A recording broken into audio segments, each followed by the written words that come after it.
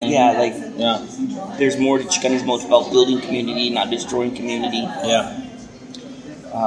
And so I started the Mecha chapter on my campus and just got involved with that, and that's I think my foray into the whole Chicano movement and stuff like that. Found somewhere to channel that energy and that power. Exactly. Yeah. Nice. What does Mecha stand for? Movimiento Estudiantil Chicano de Aztlán. Okay. So basically, very good. Chicano student movement. Did you feel that because of all the community work you started doing after college and the ethnic studies and so on, did people still see you as a cholo trying to talk about stuff?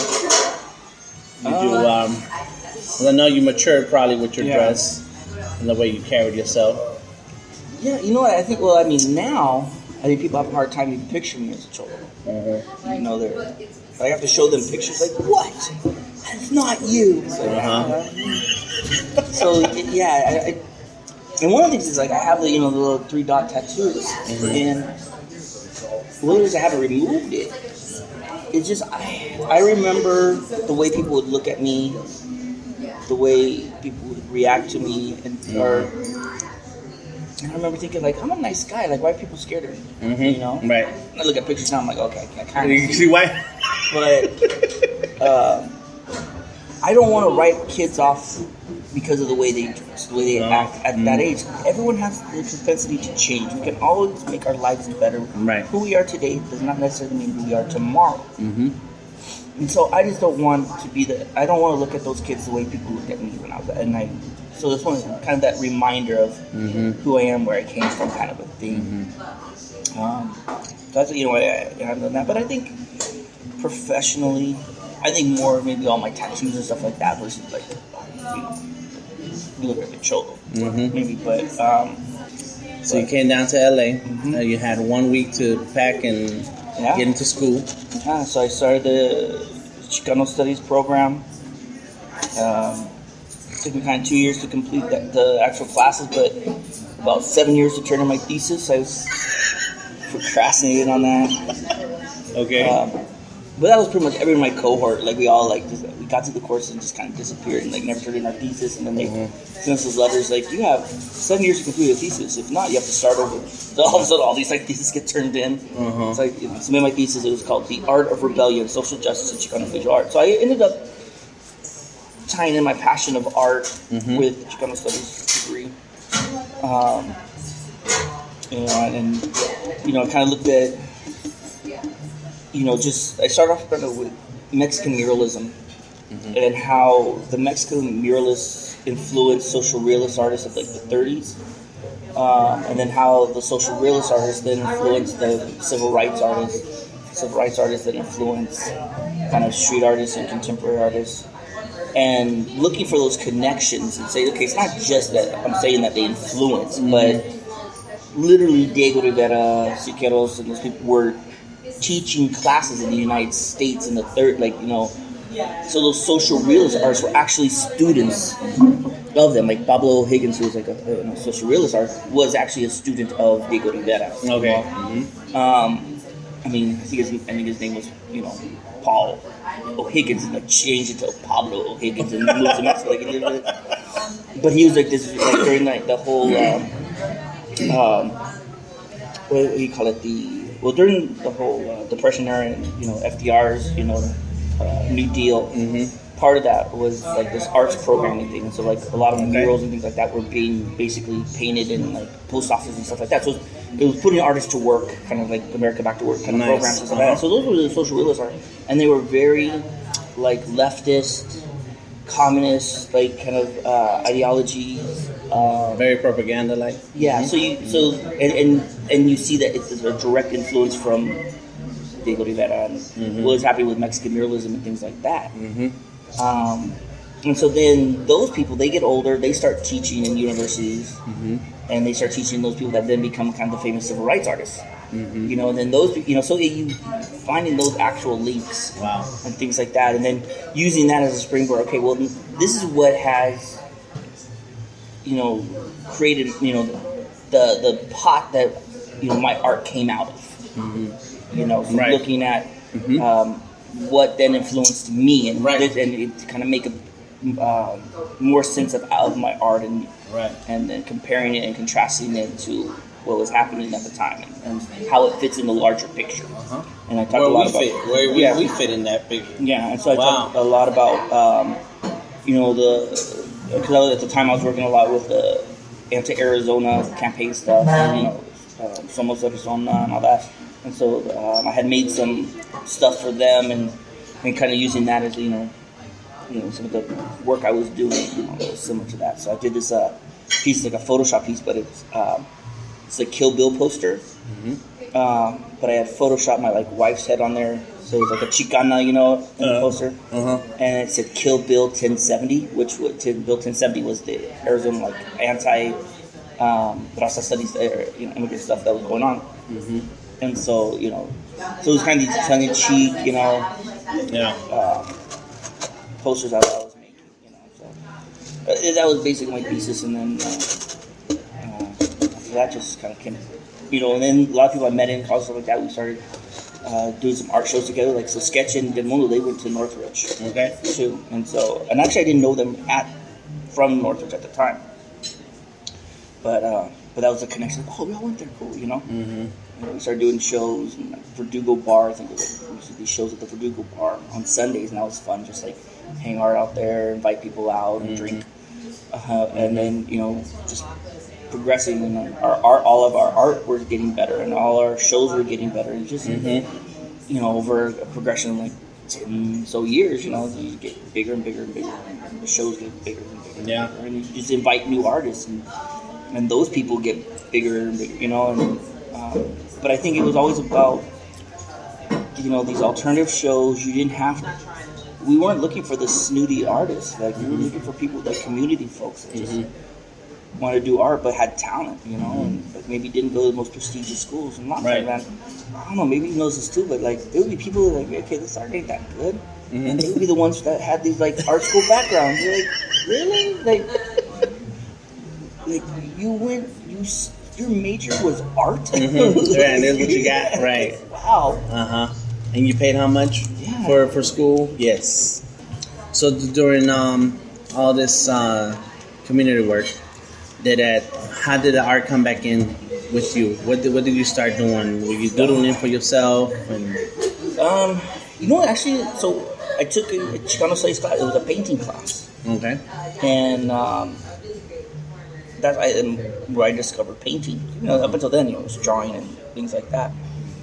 And so I was always doing something creative. We used to do that Puro Pedo magazine, which was a Chicano satire magazine. And I'd make Photoshop funny things, and so it was always a creative outlet. No. So I was satisfying that creative juices in other ways. But then art came back in, and so this is probably about close to 10 years ago, maybe around 2000, about 2007, so about 8 years ago. I took that class and just started painting, and just took to it. And it's learning to use a paintbrush versus a pen and pencil. It's a different beast, and once you kind of get comfortable with that, so that it just took off, So there was really, I think I've taken one other painting class, an actual art class that was a painting class. But other than that, it's been all self-taught, and learning. But it's also learning from artists. We would do these things called Art Jam Mondays and stuff like that, where we would open up the Chicano House and artists would come in and we would paint in there together, and you learn from each other. You're like, oh man, I really like how you did this wash in the background. How do you do that? Or oh, how do you do this? I like that. And you just kind of grow from just from each other, helping each other out. Yeah. And so then your subject became Chicanos.